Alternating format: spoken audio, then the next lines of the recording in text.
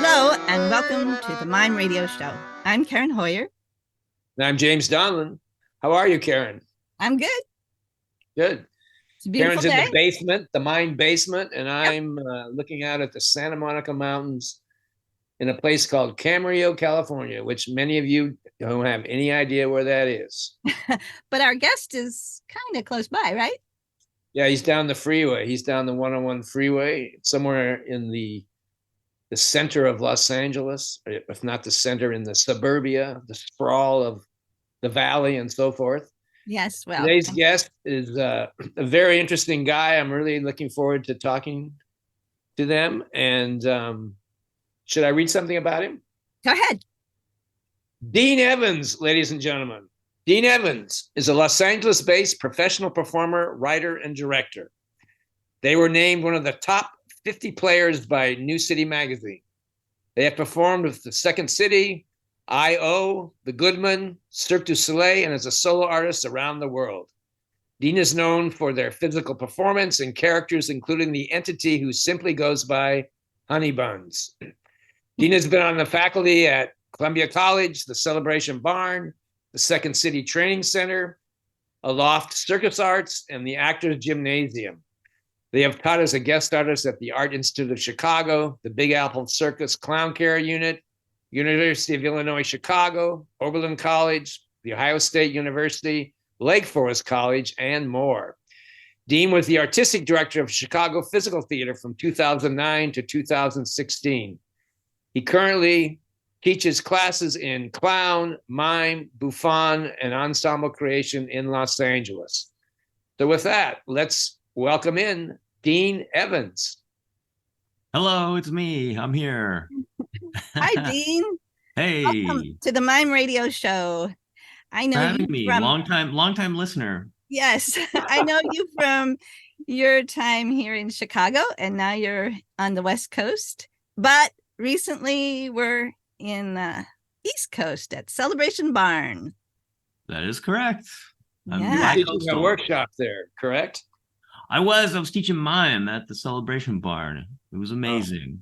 That's quite a feat because Celebration Barn and Mime have been connected over the years, started by Tony Montanaro, and so you were continuing the mime school, right? The Celebration Barn, founded by a mime, Tony Montanaro. I definitely had some big shoes to fill in terms of bringing mime back, but had a great workshop this year.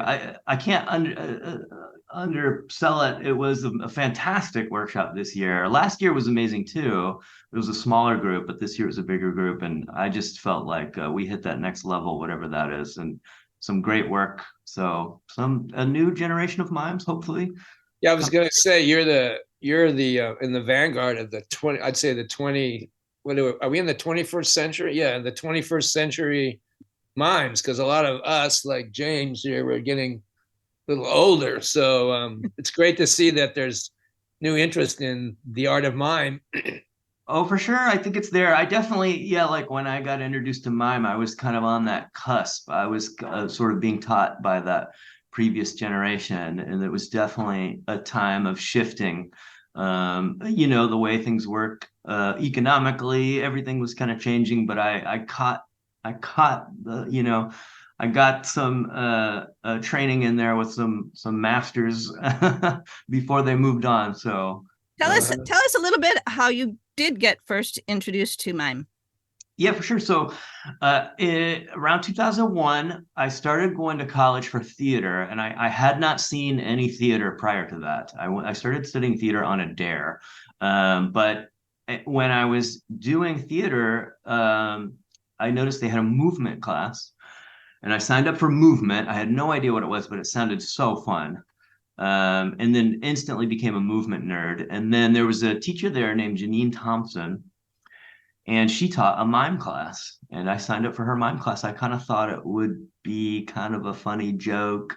Jokes on me because I became a mime, but I I remember going to her class for the first day, and she was like, "Who are you? How did you get into this class? This is just, it's kind of a special topics for grad student class." But there was some kind of computer glitch or whatever. Let me enroll in the class. She was like, "Do you really want to stay?" And I was like, "Heck yeah." But it was kind of a good start because it was a longer class. It was like a 16-week long class. You meet twice a week. And so I got, and Janine Thompson's just one of my favorite mimes of all time. And so I got in there. And then she, after the class, was like, "Hey, you should keep going." And she recommended me to the School for Mime Theater, Mm-hmm. which was a school for mime that had been going on for a long time on the campus of Kenyon College during the summers. And I started going there. And the first year I did that, it was back in the day when the immersions were a little longer. So I did a 3-week immersion at the School for Mime Theater. And then I did a 1-week immersion with Nick Johnson.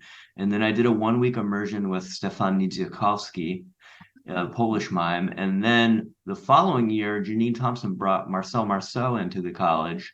He taught a master class with his assistant Jean-Gy, and then did a couple shows. And so I kind of lucked out. It was kind of a perfect mime storm. Uh-huh. Early on, I got a lot of good training kind of compacted in there. And then I continued to attend the School for Mime Theater for many years. So that was my initial training, really was mime early on in my theater career. My focus was on physical theater, and my technique really was mime. And also writing is really like what I do mostly, is devising, writing, creating, and mime is the perfect art form for that, because typically you write all your own material and you direct it and you edit it and you costume design and so What attracted you, Dean? What attracted you to the mime art in the beginning? And I know everyone has their style. The teachers you mentioned all have a particular approach, but for you, what was the hook that made you want to pursue this further? yeah, that's a good question. Like I'd mentioned, the first class I took was a chunk. And probably for the first 10 weeks, I had no idea what we were doing. We were doing corporeal mime, and I love moving. I really do I'm a movement nerd. I get a lot of joy out of being physical. I'm a kinetic learner, but I didn't quite conceptualize what the art of mime was until many weeks into the class. We watched a video, and I'd never really seen a mime performance. We watched a video of Marcel Marceau. It was his old, I think, special on ABC, like from the 50s. And he did the piece where he played the pickpocket, the young, kind of cocky French pickpocket. And the second he walked on stage, even though it was on television, that character walk, something clicked where I was like, that's it. Like, portraying characters and telling stories was really what got me. And I love playing characters. I still play characters. I do a lot of different sort of physical characters in comedy and theater. But whatever that was, that not just playing a character, but the way that mime allows you to abstract the character and present it in a more stylistic way, just really set me on fire. And then I made a mime piece, where it was my first mime piece, which I still perform when I have to perform mime. It's a good piece. But I really latched on to that kind of visual storytelling. And when I was a kid, I really liked animation, and I really liked that type of visual storytelling. So really it was the character and the storytelling that's kind of what set me initially. Yeah, it's so interesting because you said like the first class that you were taking was corporeal mime, which is kind of a difficult way to start with mime. It's the absolute great for the technique of it, but as far as the creating and the storytelling part, it can be very challenging because you're mostly talking about technique when you start there. Oh, for sure. Yeah. It move like this, move like this, move like this, move like this. And then, it was definitely like a Mr. Miyagi wax on, wax off moment, like at the end of the semester. Because I did love the movement, but you're right. It's high form, abstract movement. Generally like no facial expression. And really my style is definitely more character comedy driven. But I'm glad that I learned that grammar. It definitely changed my body into being more of an instrument, more of a vessel. So it was a good introduction. But Janine is a dancer as well, and really has a interesting take on mime. She's a fantastic mime. She has corporeal training. A lot of Marceau technique is in there. But she was also into viewpoints and Suzuki, and is got that kind of dancer metamorphose kind of style. Mm-hmm. And she did a large production my first year in college. Actually, the first show I was ever in, she did this large scale Mimo drama with 35 people in it. So my introduction to mime was kind of through the kind of beautiful lyrical mime. And I really like that. I was thinking about that today. I really enjoyed that was my entryway into it, because I wasn't especially equipped, for that initially, but it helped me to really like get into my body. And then from there, I started getting obsessed with little character stories, and ultimately mime is what also led me to clown. During the School for Mime Theater, there was one clown class, and I remember learning that art form, which is a different thing, but obviously deeply complementary to any other discipline. But once I got hooked on that and had that mime as my foundation and attempted to kind of marry those worlds, I was hooked. And actually, I was gonna say, like you were introduced to mime, let's say 2001, 2002, like definitely 2000s. What would you say was the reason that you weren't exposed or weren't really aware of mime or clown before the year 2000? oh, I'm curious, as a young person, a teenager or young adult, like what does our culture lack that maybe you weren't exposed to that, or maybe you saw it and you didn't recognize it? What do you think about that? good question. I was a kid from Ohio, and lived, in kind of a suburb that had, 1 foot in suburban life and 1 foot in sort of a more rural existence. And, like, okay, my mom took me to the Nutcracker a few times, but it was at the time, Central Ohio wasn't a big theater hub. There wasn't really live comedy that I knew of, but I would see concerts. I was like kind of a punk kid, and I was like punk and goth and industrial. I was into music. I really thought I was going to be a musician up until I was even in my early 20s. So we would go to concerts. So my exposure to live performance was really concerts, but I don't know. It just it wasn't there. I didn't see it. I vaguely remember some mimes coming through my school, and I have a theory that those mimes were actually two of my mime teachers, because they were talking about doing school tours in that area. And there were some mimes from Columbus. Robert Post was from there, and Greg Goldston was living there, and Janine was living there. So it's not like they weren't around, but I just was being a kid that was not from that realm. I didn't have exposure to theater or live performance except for like, heavy metal concerts. Yeah, I think that's a normal way a kid in the USA grows up. I mean, I definitely think so. Where I'm from, for sure. Yeah.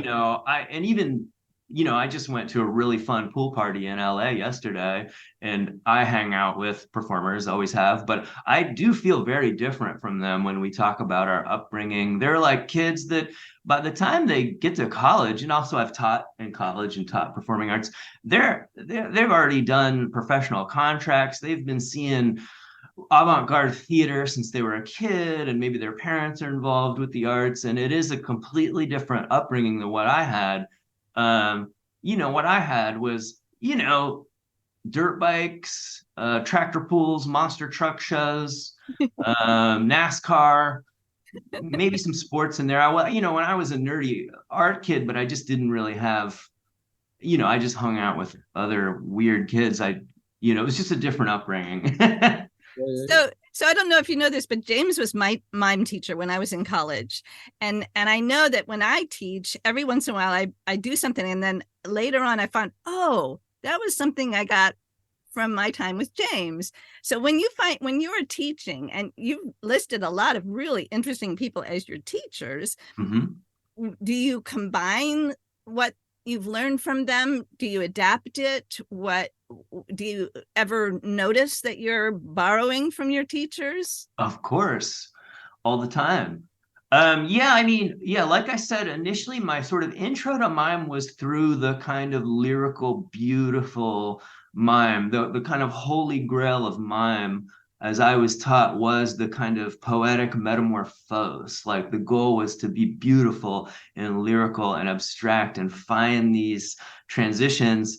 And I definitely think of like Laurie Heald, was one of my mime teachers, fantastic, beautiful lyrical mime. Rick Waymer was probably one of my larger influences. And yeah, they were funny. Like they're some of the funniest people I've ever met. But they would always be gravitating and kind of steering us towards this, the artfulness and the beauty and the poetry of mime. um, and so I definitely think of those basic fundamentals, the full body movement, the line and design, when I'm doing stuff. But ultimately, I'm a huge goofball, and I'm irreverent and I'm a clown and a bouffon. So eventually, like that stuff starts creeping in there too. Yeah. But I definitely, of course, I mean, I'm just an amalgamation of my teachers, for sure. Would you say training as an actor? You started as an actor, I would say, right, in theater. Yeah, my first like performance class ever was acting in theater in college. Yeah. So you would say the theater and acting is the source, and then how does the mime work flesh that out? I mean, if you have the source is character and inner life and storytelling, which is theater, why go toward mime instead of going toward the more conventional, mainstream acting path? That's a good question. I think early on in college, it was a couple things. When I went to mime school, I felt for the first time that I was surrounded by people who were the most like me than other groups of people. So there was definitely some kind of cosmic homecoming happening there. And also I was good at it. Whatever it is, there is some kind of genetic thing with the type of coordination required for that art form that I did have a little natural kick for. So I was also getting positive attention for something that I had never gotten. So I was like, oh, I'm good at something and everybody thinks I'm good at it. But really, ultimately, it was the writing of my own material. At the School for Mime Theater, you have to write a new piece every day, and it's grueling. You're banging your head against the wall, getting pieces to come out. And then when I would go back to college and then post-college, go back in my life, I had all these new pieces. And so that gave me, things to do on stage, because it wasn't like I was getting cast in, in theater right off the bat. Eventually I would, but so I was coming out of mime school with original work that I liked doing, and it was solo, and I could just sort of get up there and do it. And then during those early theater years, I would always look for shows that would have a slot, that I'd get 5-10 minutes and I'd go on and do a piece. And mime seemed to be the best way for me to show off what I was good at and also tell the particular brand of stories that I like telling. I'm very much a visual storyteller. I like filmmaking. I like mime. They're very similar in terms of the composition. Yeah. So yeah, I mean, and plus you're a writer. I think that's it's maybe the hard part of mime is creating your own work, but I think that's the thing that often is the reason why we're passionate about the art form, is because we get a chance to create our own work. Yeah, I definitely am a writer.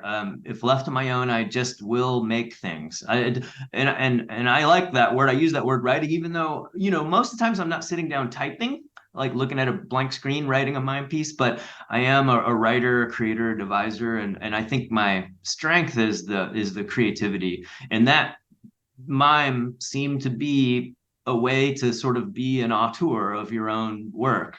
And so it seemed to work the best initially. And also I really do have a passion for the art of mime. When I started watching these mime performances, I really had a front row seat to some of them. I mean, I saw Stefan Nijikovsky do a solo show. I saw Marcel Marceau performed twice. I saw Janine, Rick, Lori, Dan Griffiths, and Stephen Chips did Kaput, which was a clown mime hybrid that I later became a company member of. I mean, I really got early on, and I just fell in love with those shows and those artists. I really, whatever it is about the visual poetry of mime, I just absolutely am passionate about. So, even though most of the time I'm doing other things, whether it be clown, comedy, bouffon, whatever, it's very deeply integrated into what I do with mime, and specifically the writing structures that we worked on, and the way to stage things and do transitions and hook people into the psychology of a story. It's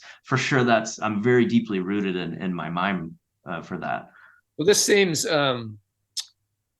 really appropriate for younger generations to hear, because it's becoming, as you probably realize, well, at least I realize, it's more challenging for a young artist, a young performing artist, to be seen now.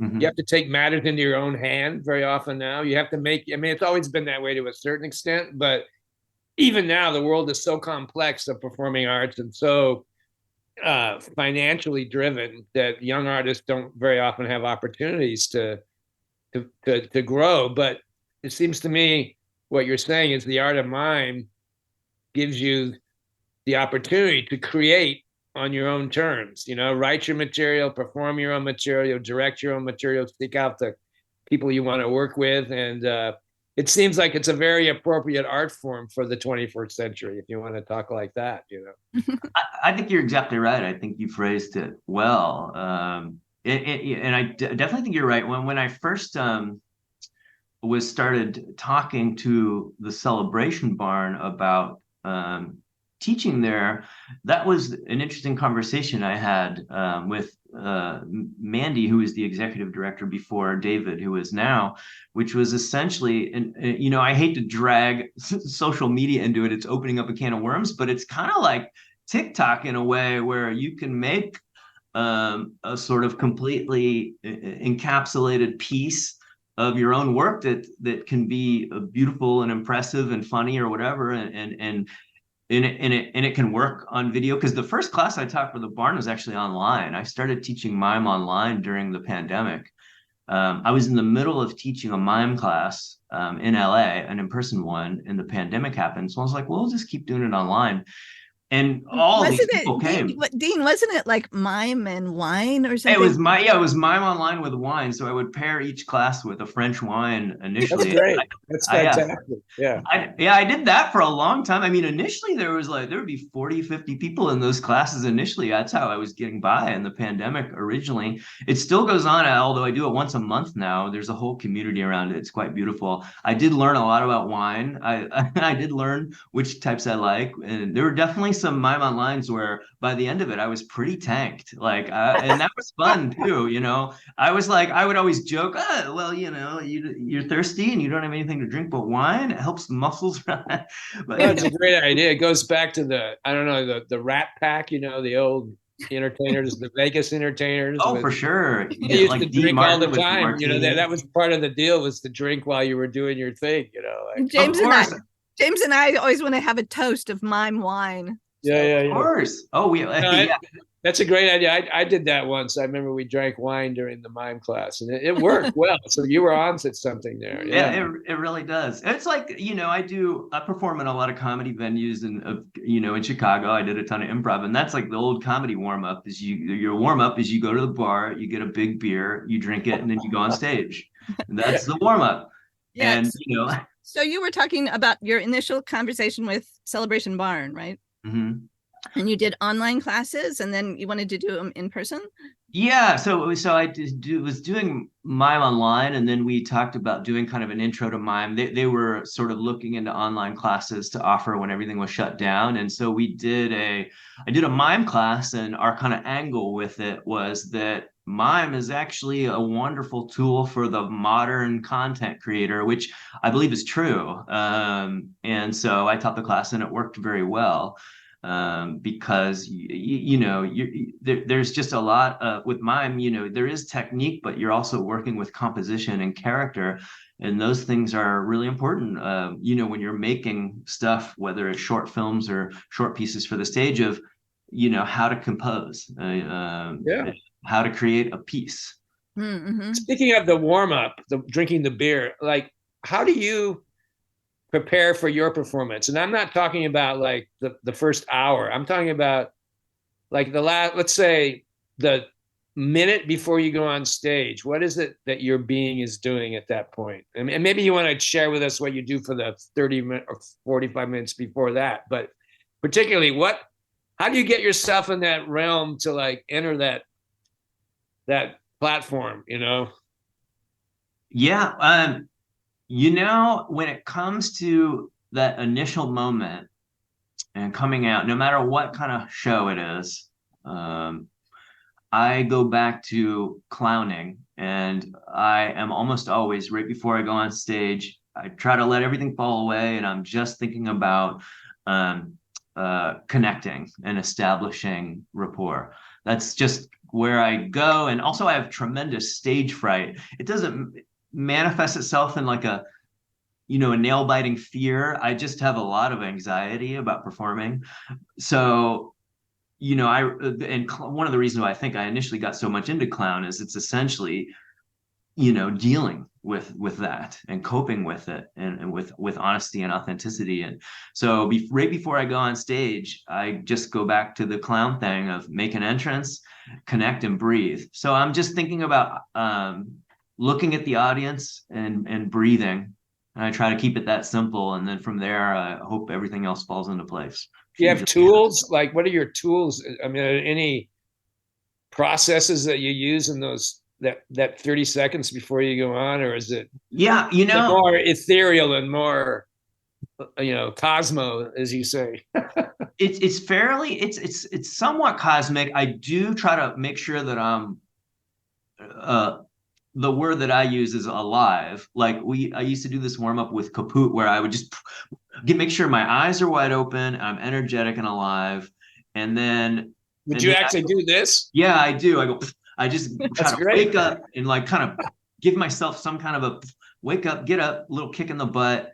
And then I think about making an entrance, even if it's not a clown show. I do think about that, the classic clown thing, have your eyes come around the corner, and even if I can't see them, I just try to connect and breathe, and a lot of deep breaths to make sure that my nervous system isn't overwhelmed, and that's about it. And I do, depending on the show, like when I do Honey Buns is a Buffon show, but Honey Buns is a mime, and I use mime and the art of mime to kind of get into the crowd and people, but I do try to connect with some kind of reason to go on stage that is larger than myself.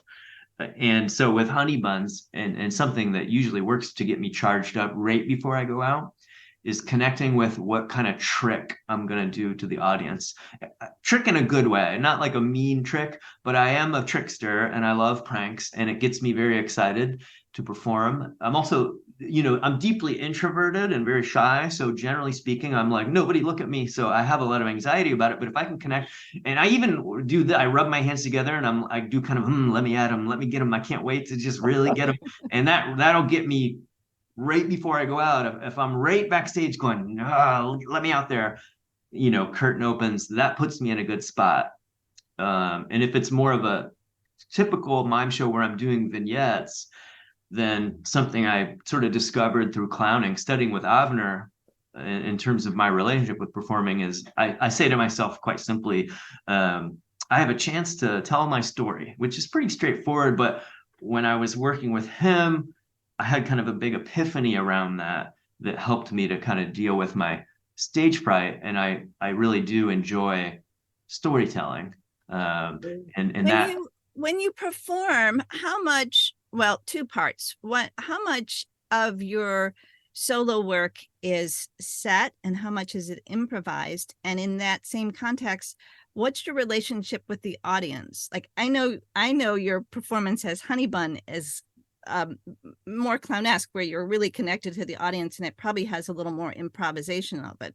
But do you have like a range of different shows where improv to set, connect to the audience, to fourth wall? I do. In that conversation there, that question is very relevant for each project because it does change. Honey Buns, I have like opening numbers, and I do have mime pieces that I do in there that are pretty much, audience there are not, they're pretty similar. Obviously, I feed off the audience, but then the other 85% of the show, I'm talking and I'm doing a fair amount of improvisation, although I have points that I want to hit. I'm kind of going through. When it comes to performing a mime piece, I am a clown. I do like to connect with them. I certainly take moments to them. I do takes to them. I see them, but it's not like when I'm clowning and I really am every single moment connected with them in the room. I'm kind of telling my story and taking these moments to them, but it's more set.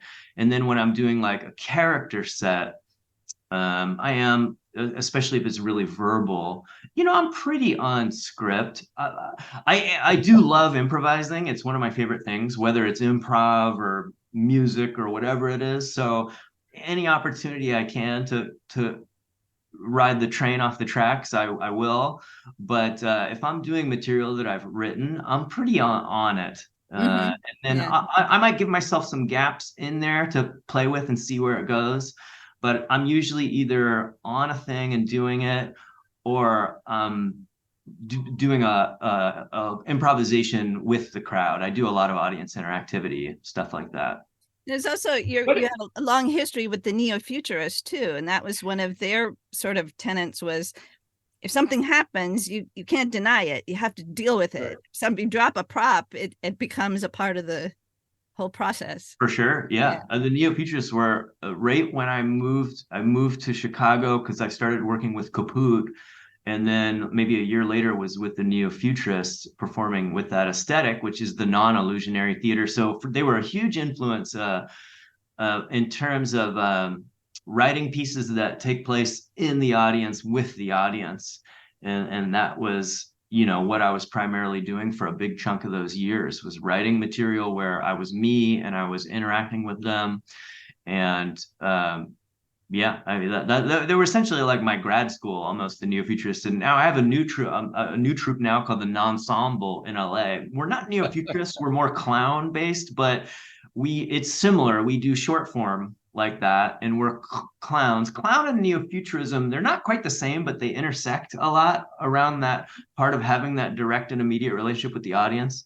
So this particular troupe is more clown based, but it is similar. It's all audience interactive stuff. Yeah. What's it called? Who is that? Who is that audience to you? Who is the audience? Yeah, like, I'm not talking about, how old they are, or if they're female or male or in between or whatever, from another planet. Mm-hmm. What does that body of energy represent to you? You're talking a lot now about the interaction and the them and Buffon and clown, and how do you perceive that force in front of you that you're offering yourself to? Yeah, good question. I think deep down, if I'm feeling connected and in that flow space and I'm with an audience in the way that I want to be, I think what I'm seeking is safety and solidarity, even though, my work does tend to have a fair amount of like irreverence and kind of perceived danger. I never feel more safe than when I'm with a group of people and we're all sort of complicit with wherever something is going. And for me, I feel like it's the only safe space where I get to be so extreme and emotional and vulnerable. Because in the real world, I don't really feel that way. My particular brand of anxiety and depression tends to be, even though for all intents and purposes, I'm safe. I haven't been stabbed in public recently. I'm pretty safe, but I do always kind of feel a little unsafe for whatever reason. We could go, we have a whole nother podcast on that. But when I am with that crowd, I behave in ways that I don't obviously in public. And there is a kind of safety. I feel it's almost like the safety of role playing. Oh, I'm going to role play me doing all these extreme things and these things that are inside of me, and it'll be safe because the context in which they're viewing it gives us this kind of space where it's okay and celebrated to behave and surprise and shock people. So I honestly think I'm looking for safety and understanding. Yeah, so That's really I'm taking beautiful. it that the audience is a nurturing place, a place of growth and acceptance. It's like the ultimate dream of being human. We as a social species find a place to commune. So that's what I'm getting from your Yeah, words. I think that's a really good way to phrase it. Yeah, I think that's exactly right. Even Yeah. though I like audiences that push back a little, I don't necessarily enjoy being heckled, but I like a little bit of a rowdy audience. I like it when they're not completely complicit. But that within that sort of friendly struggle, I do find a kind of peace.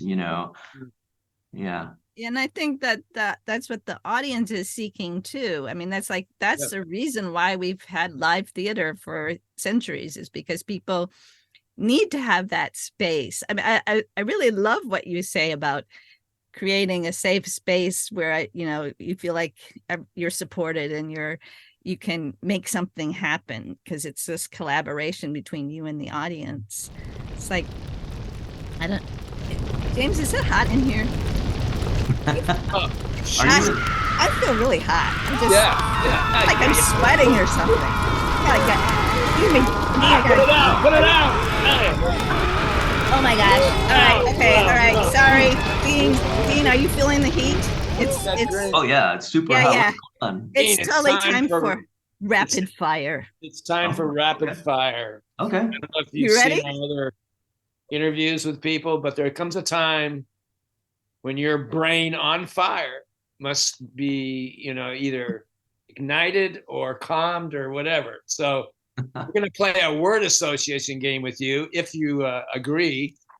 And you can do this physically or verbally or both together. So it's very simple. I'm just going to throw out some terms to you, some words, and you just react as quickly as you can Okay. to that. Is that something that you feel you might want to be able to do with us right now? Of course. And am I just giving you like just a short, quick response? Short, quick response. Okay. Let's So do I'm going it. to put on my Mime. If you want to stand up and adjust your camera, or if you want to do it down, whatever you want. Let me get off my chair. Okay, here we go. Yeah, sure. Wow. Let's see. What do we got? All right, you ready? Uh-huh. Okay. Eyes. For those of you who can't see, it's just some brilliant Sweat. Sweat, being in the basement, walking against the wind. Elder. Wisdom. Thank you. Fourth wall. Smash it. Child. Innocence, potential. Good. Props. Props. Yeah. Oh, here we go. Got some props. Got some hats. Here's a hat. I got my Christmas boy. I've got a whole shelf of props over here you can't really see. Hey, by the way, just as a segue, the one you just held up on your left, well, that one, the one with the clown hat, is there a story behind that?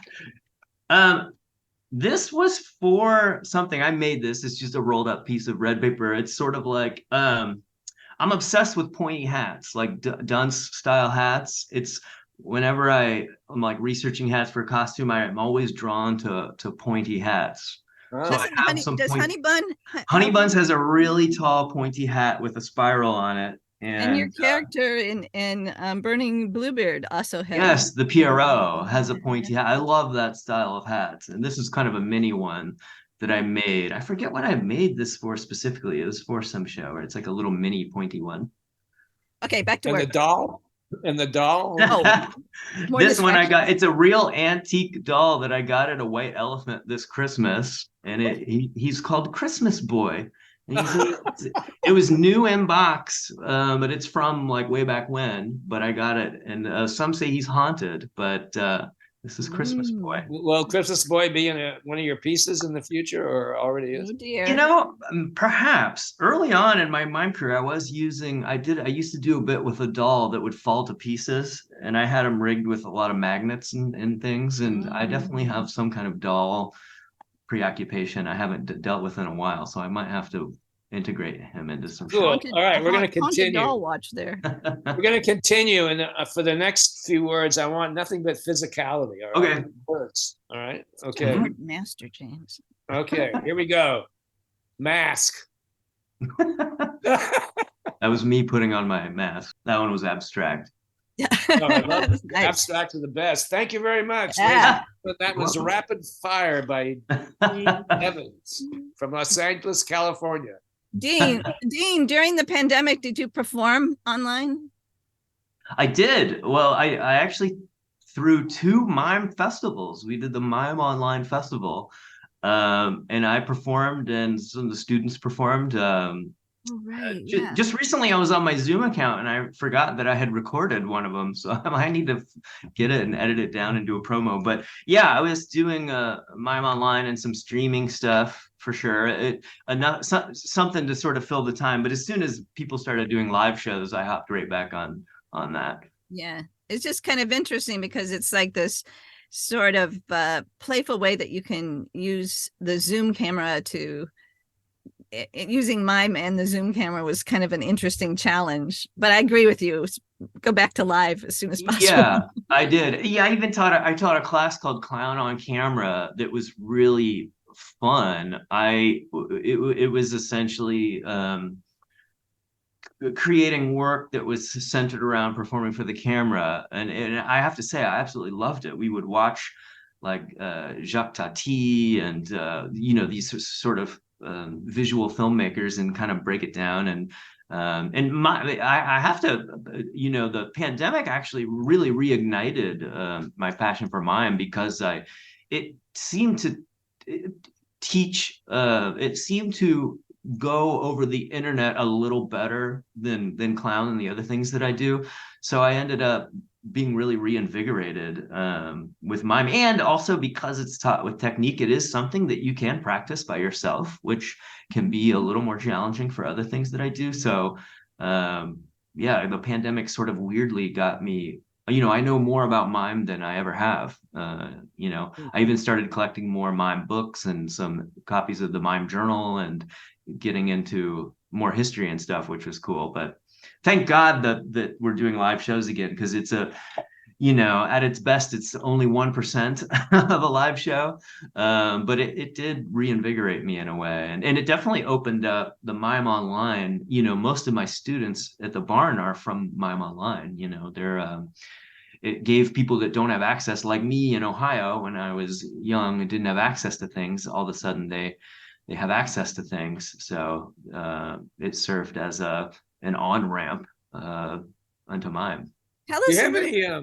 Oh, I'm sorry. Go ahead, James. Yeah, I was going to. Do you have any interesting touring stories to tell us? Any That's the same question I was going to ask. James. Unusual events that may be following you at some point? Yeah, I have a lot. I mean, my first gig was this brutal school tour with Kaput. 2 people in a van, wake up at 6:30 in the morning, put on full white face, and keep it on until about 3:30 in the afternoon, do anywhere from 2 to 4 shows week after week. And lots of weird stuff happened then, because it was also pre-cell phone, asking for directions, wearing clown makeup day after day. And then I worked on a cruise ship, and there was a lot of fun traveling that happened on that for a while. My most sort of cosmic mime story, I was doing my first solo show. I'd moved to Chicago. I had done the Kaput tour. I was completely traumatized from that. I kind of mean that in a good way. It wasn't horrible. I learned a lot from the gig. It was just grueling.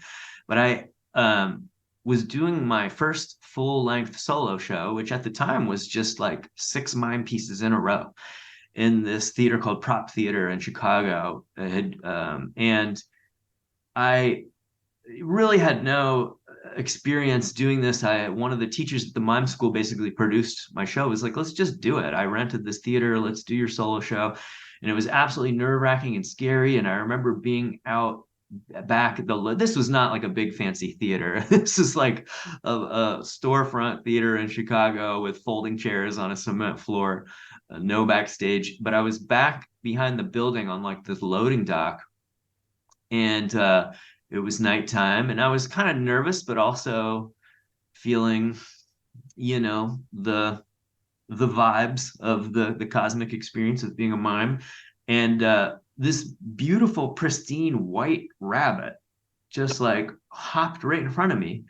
And then, out of nowhere, this like perfect lightning strike in the distance just went, and then the rabbit hopped off. And I was like, that's weird.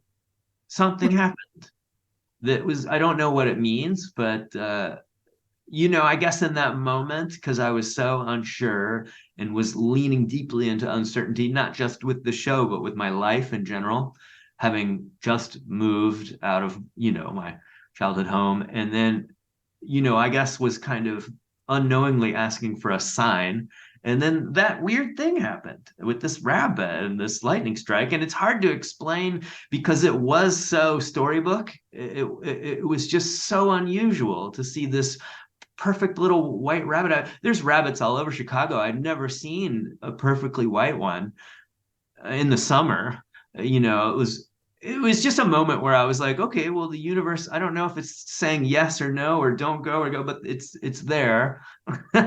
And there's some kind of thing that's beyond me that I'm in relation to in regards to this experience of sharing myself with people. So I just thought, okay, well, I'll just keep going then.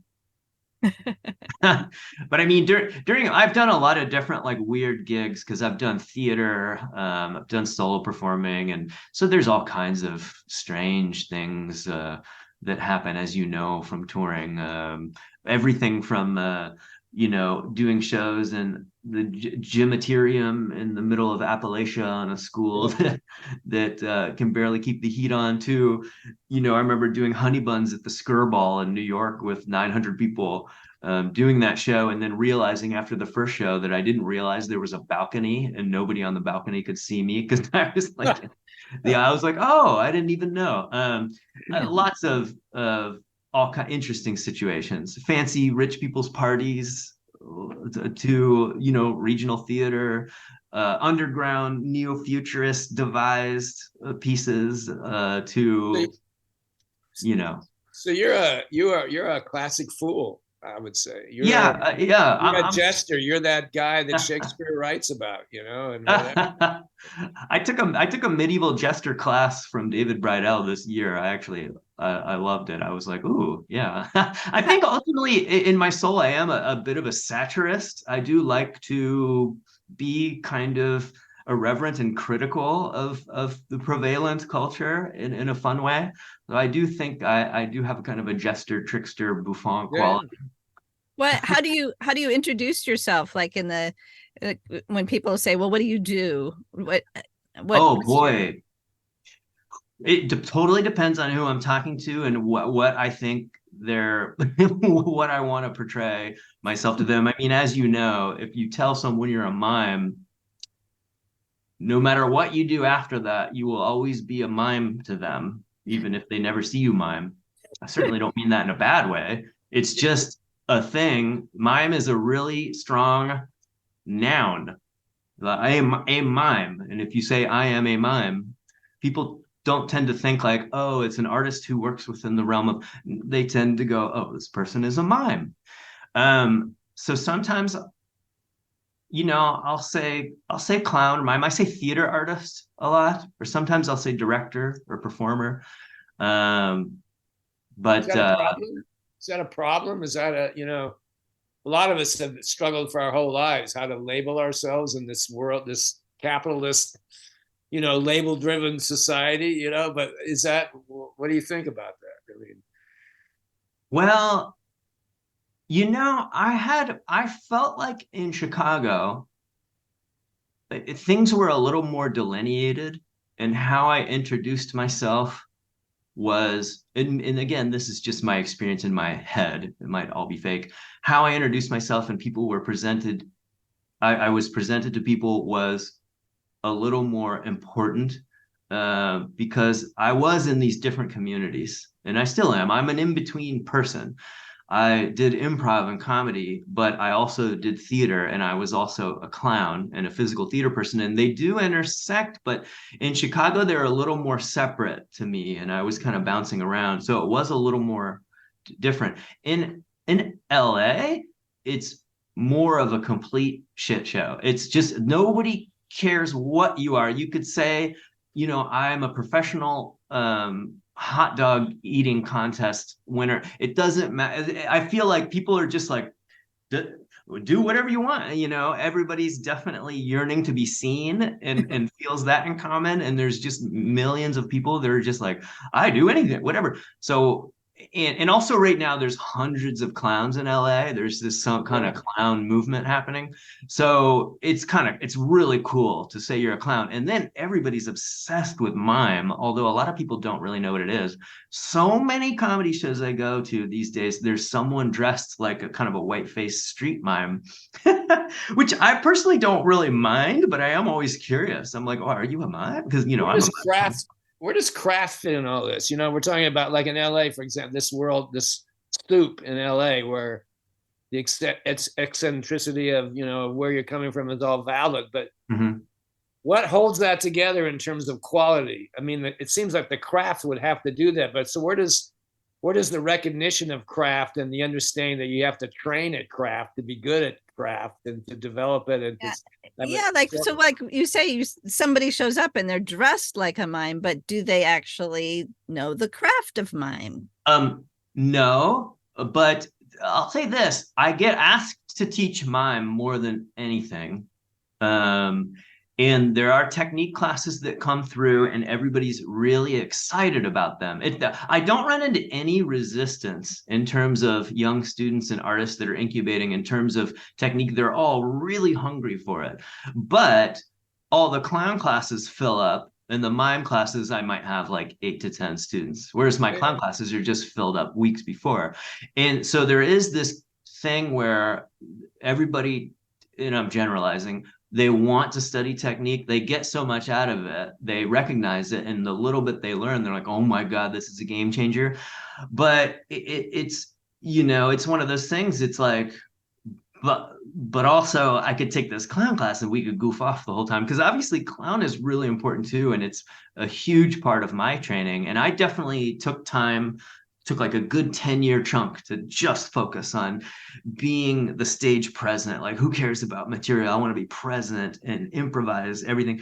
But there's a pendulum swing, and the pendulum swung so far towards the play-based pedagogy in LA that it kind of didn't swing back, but actually swung all the way up and around. And it's like, now there is a hunger and an acknowledgement of like, oh, we do need some kind of craft in the same way that water needs a glass or a bowl to be in. Otherwise, it just sinks right into the dirt.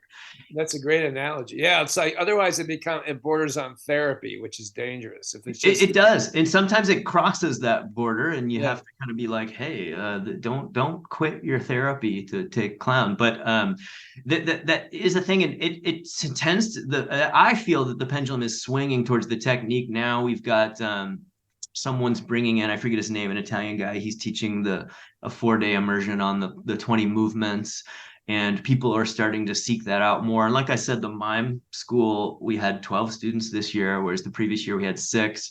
And some clowns from LA were in that workshop, and they were just, it's like, even if you're not a mime, especially if you're a clown who's only taking clown classes, learning mime is like putting a turbocharger on your car. It's like, even if you're not a mime, you just get access to a whole new world of play.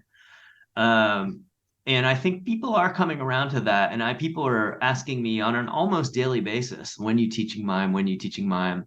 Um, yeah, and I've had pretty good luck with teaching it. I do teach corporeal mime, and I do teach it, I don't want to say traditionally, but I start from scratch with mime, and I make them learn the vocabulary, but I do try to bring a sort of clown sensibility to how I teach it. I like to be disciplined about it, but I like to be really goofy. And I love it, but I also kind of make fun of it when I do it, which helps the new generation kind of get into it. It's like taking a ballet class. Like ballet, it is important to learn everything about ballet that makes it so hard. But if you're a 2023 clown student and you find yourself in a ballet class with a strict Russian teacher, you might not show up after the first day. And it's kind of like that with clown too. They kind of need someone to translate it a little bit.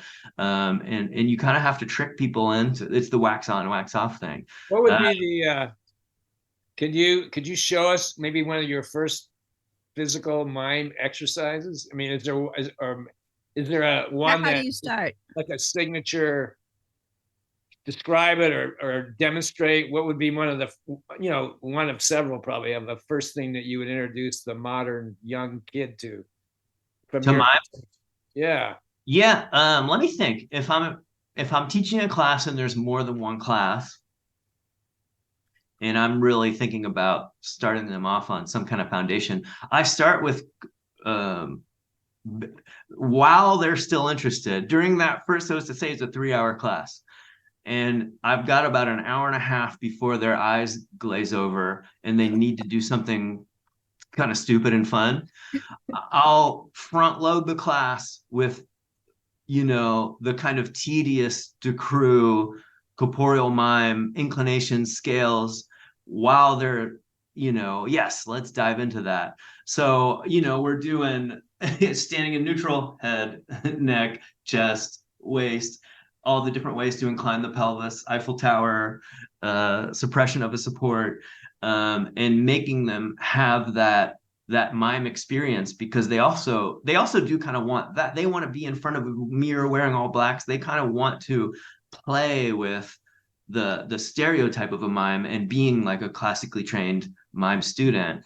And then you'll get about an hour and a half of that. And then, obviously, as you know, it's a very dense art form because it is moving poetry. And it's hard to get people to conceptualize even what the art of mime is, especially in the first hour of a class. So I just give them that and let it be mysterious. And then after that, we'll go into more contemporary mime and we'll do some short pieces like, a simple, I'm here, I see the flower, and integrate maybe some of the larger line and design corporeal stuff into just picking a flower, but which they think is, of course, a ton of fun. And I put on French accordion music, and sometimes I even wear a beret and set the scene a little bit so they have fun. But really what I'm doing is I'm not teaching them how to pick up a flower, or what's another one? I'll do the flower or something very simple and classic on the first day. What I'm teaching them to do is to see the flower and decide to pick it. And then all the other stuff goes back into technique. But that concept of there is no flower, and then I look and then decide, oh, I want to pick that flower and start them on this. Which is a foundation of just the acting craft too. Yeah, it is. I was going to say, like you used the word stereotype just a moment ago, and then you were saying how they were attracted to feeling and experiencing the stereotype. Yeah. So the question is two parts. Like, why do you think that is from them, and what would be that stereotype? Yeah. What is that stereotype that can give them a sense of beyond the stereotype? You know what I'm talking about? For sure. Yeah, and why are they attracted to that? What is the power of that? Which is very interesting. That's, because mime by the general public is very often thought of as a stereotype, as we all know, right? It's like, if you do this, you're the mime, right? With a white face. But, what do you think about that? initially I was always so resistant to it because it was so different from what I did and what I learned mime was. And I was always kind of like, that's not what I do. I'm an artiste. That after a while, I just started embracing it because I was like, well, that's my own baggage. Who cares? But I think used to sort of perceive the stereotype as an interest in a person sort of performing illusions, physical illusions.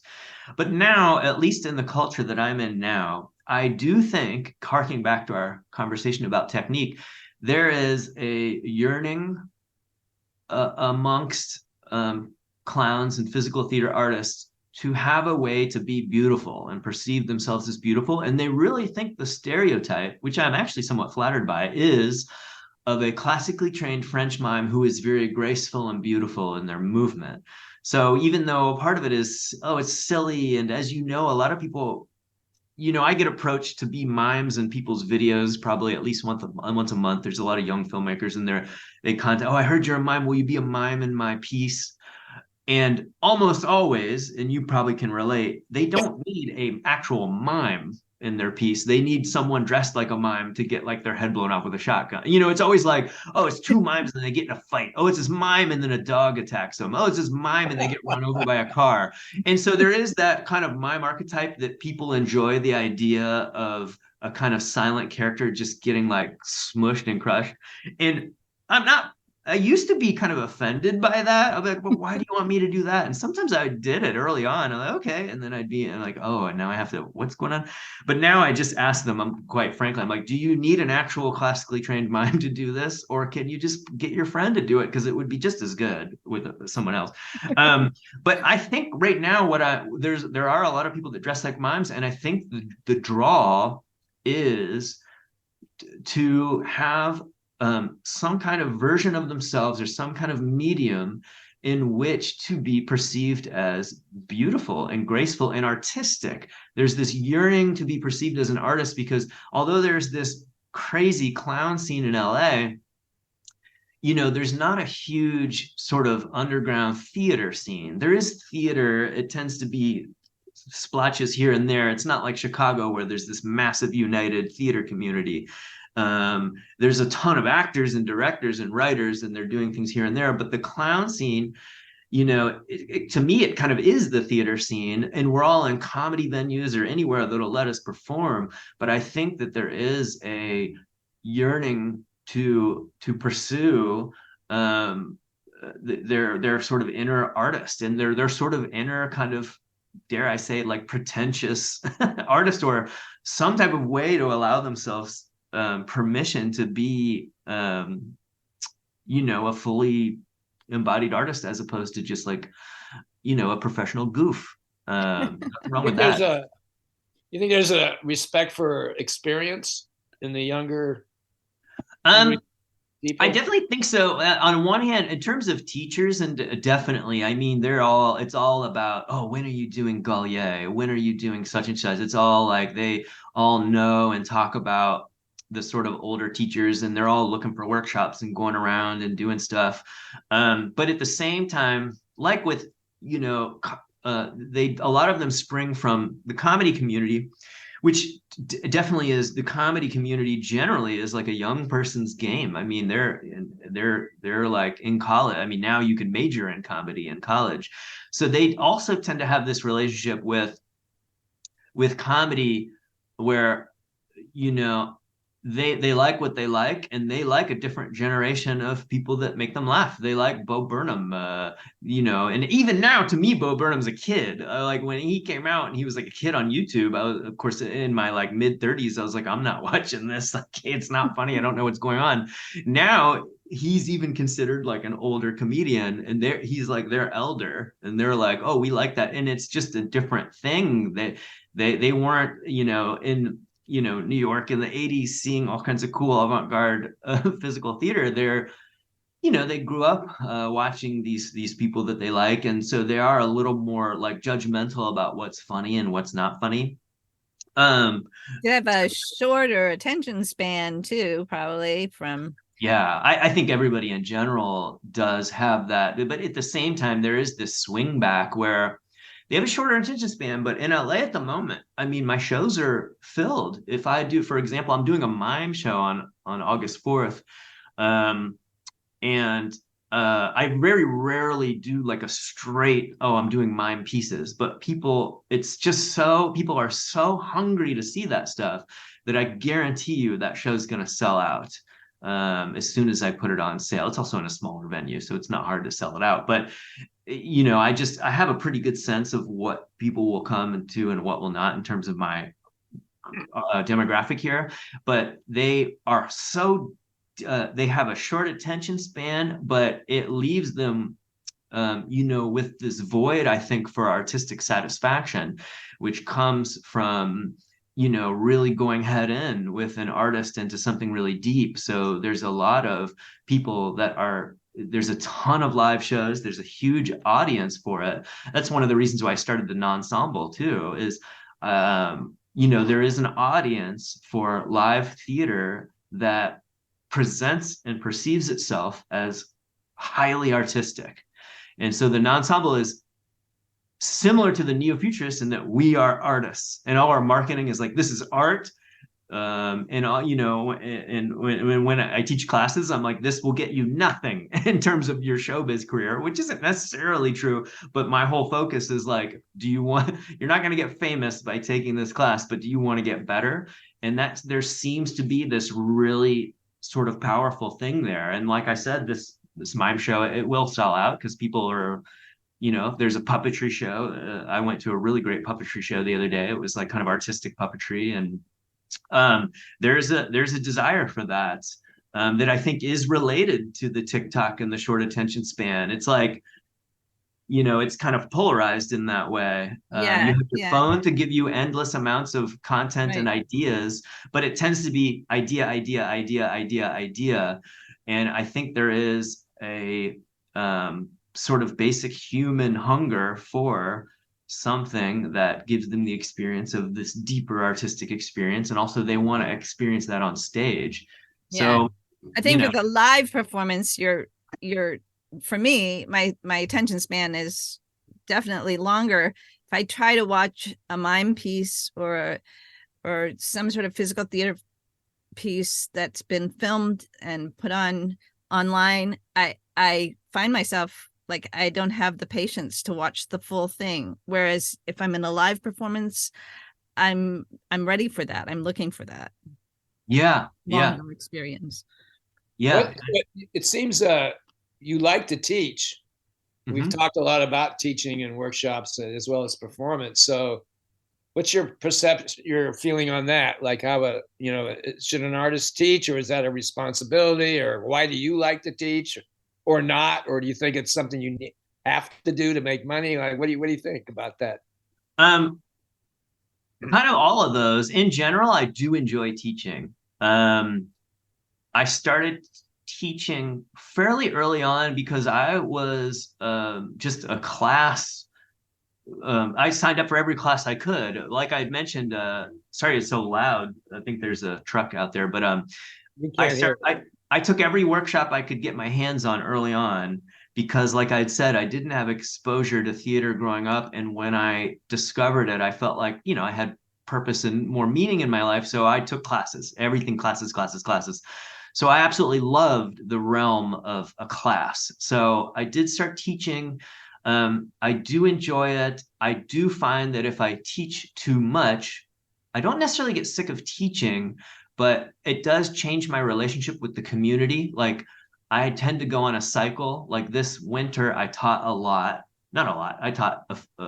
I'll teach a clown class. I teach a Buffon, and I'll teach like a round of mime. And sometimes the class will keep going depending on interest.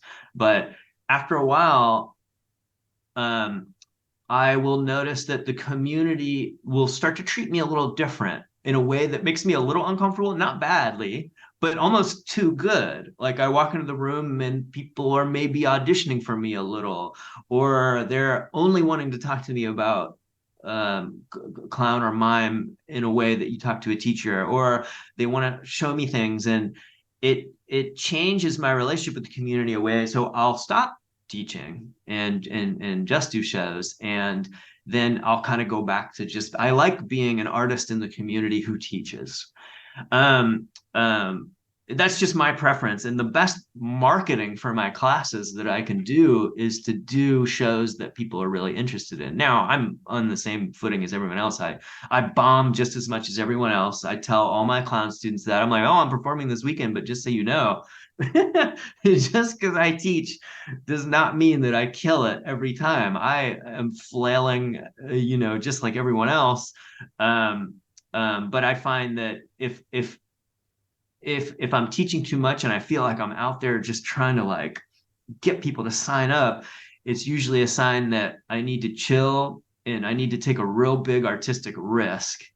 Because if I really am putting myself out there as an artist and taking a big risk, people will gravitate towards my classes more in a way that doesn't require as much marketing, which I like. Because as you know, being an independent theater artist, your real job is marketing and producing. 90% of what I do is graphic design for posters, marketing, online social media managing, But I have kind of a relationship with teaching where I get ebbs and flows. Mm-hmm. Yeah. I tend to like teaching. I have spaces that I like to teach more in, meaning I like to teach like the seekers. I like to kind of have a class and then advertise it once and just let the hungry people seek it out. That's why I think the barn went so well. If you go through the trouble of getting your ass to Maine and staying in a barn for a week with a bunch of other weirdos, you are hungry to learn it. And that's different. Whereas when I taught in a college, it was a little different. Sometimes I would have amazing classes, but like a third of the class wants to be there, is interested, a third is indifferent, and then a third does not want to be there. And the way that I learned how to teach was teaching something I'm passionate about to people that are also passionate about it. So I kind of had to figure that out. How do I engage people that wouldn't be taking the class if they didn't have to complete their major? So I was kind of up and down with that. Although I certainly didn't hate it, and I got a lot of mimes out of and clowns out of my college students. I taught for 5 years at Columbia, and a lot of those students that I had I collaborate with now. Some of them hire me for gigs now. It was an important thing to do, but I did struggle energetically a little more with how to sustain that in terms of teaching. I've struggled to engage them, but now I'm kind of back to just the seekers, the people that are really hungry to figure it out, learn it. They have to find me, they have to find the class, and that seems to work better for me. But I do love teaching, and I love traveling other places and teaching, because then I get the best of both worlds. I get to teach, but then also I don't get to have that relationship with the community where I'm like the teacher in the scene. Not to diss that person, that's who I am, and I certainly don't have any issues with. I take classes as well. I'm a huge, especially if it's a mime class. If there's a mime class happening, then I'm going to be in there. Yeah, I hear you with that one. I find that whenever I sort of creatively have a slump, that's what I do is I take a class.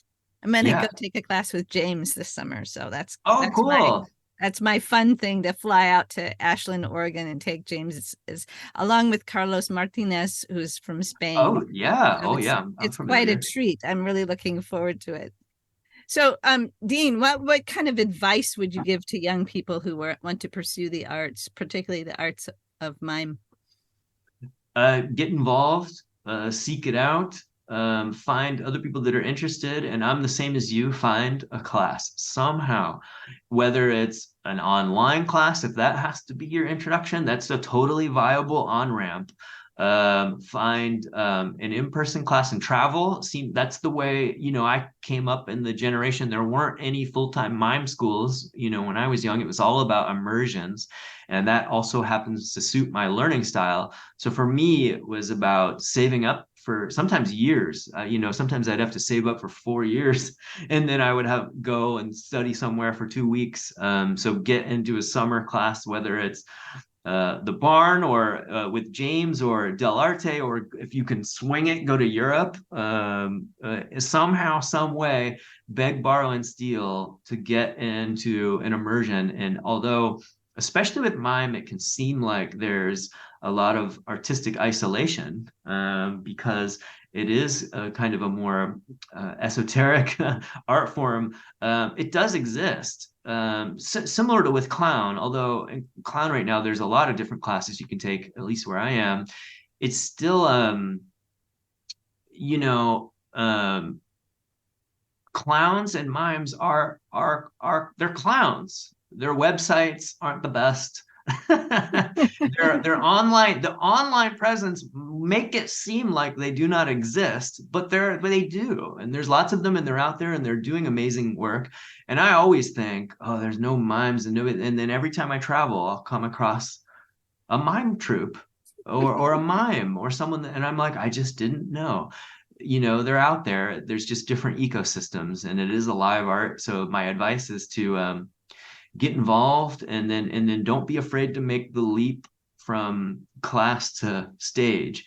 The class to stage leap feels like it's a mile long, but it's the same thing. If you can take a mime class, then you can do a mime show, and just start doing it. Be the first to be bad at something, so that also you're the first to not be bad at it as well. Hey, Dean, if you were 120 years old and you were looking back at your life as a mime slash clown, what would you want people to remember about you? Or how would you describe that journey, and how would you like to be thought of? Um, you know, like I'd mentioned, I'm a real kind of trickster, prankster. I like to be playfully adversarial. I would like to be remembered as a person who like kind of played a trick on us. I like to play tricks on my students. I like to be irreverent. I like to make fun of the things that I'm doing, including myself. So I would like to be remembered. I get a big kick out of people, especially like former students or people that saw me perform a while back, going, "Remember that time you made us go outside and act like we were squirrels, and you said it was like an ancient mime thing that's been around for that wasn't you made that up right then, didn't you?" And I just will snicker for a week straight based on that stuff. So I would like to be remembered as someone who was like a little bit who was a little shisty. I think that makes me laugh. I get a kick out of that. So, one last question. Dean, what do you want to be when you grow up? Um, Good question. You know, I would love to be like I would love to make a feature film. I'd like to be a director, but also I think about like Richmond Shepard, like when he was in it, even when I was in New York not that long ago, and he was still teaching the Saturday morning drop-in class, like when he was like 90 or something. That's fine with me. I would love to do that. Like I would love to just be like 90 years old doing a drop-in class in some cool place and just seeing who comes through. That would be fun for me. Like that's totally fine for me when I see, even like Marcel Marceau obviously was as famous as a person can get, but when I studied with him, he's like 80 years old, but one of the funniest people I've ever been in a room with. And they did this whole thing of, here there's an etiquette, or when you're around the master and you have to behave like this, and you never know. And the one time he went off on something, it was like very intimidating. But the second he walked in the room, and I'm a comedian, I like funny people. It's how I relate to people. One of the funniest guys I've ever met, funny stories the whole time, goofing, riffing. I was like, well, this guy, I was like, I love that. I want to be a funny old man. I want to be like a funny old man who like wears leather pants and a weird beret and just says things and flirts with people, and that's totally okay with me. I'd be completely satisfied if I could just be like a flirty, funny old man. So that's Sounds what I want to good. be when I grow I up. think you're on your way. Yeah, I think so. Marceau said to me, or he said that, an art dies for the lack of teachers in schools. So you're doing that. But also, he said once I was at a dinner with him, and somebody asked him, what's your philosophy of life, Marceau? And he held up a glass, and he said, everything in temperance. And he put his finger there right at the very top of the glass. So that said a lot about him right there. So Gotcha. I think you're on your way to being that kind of person. So Cool. Thank you so much for being a part of the Mime Radio Show podcast, Dean. It's been a wonderful conversation. Yeah, anytime. I'm honored. I'm honored to be with to be even in the same podcast with you and all your previous guests. I'm honored. yeah, well, I think your presence as Stephen Evans is very important. So we're Cool. really happy to have had you, Dean, and we hope that we'll be seeing you again. For sure. Yeah. Thank you very much.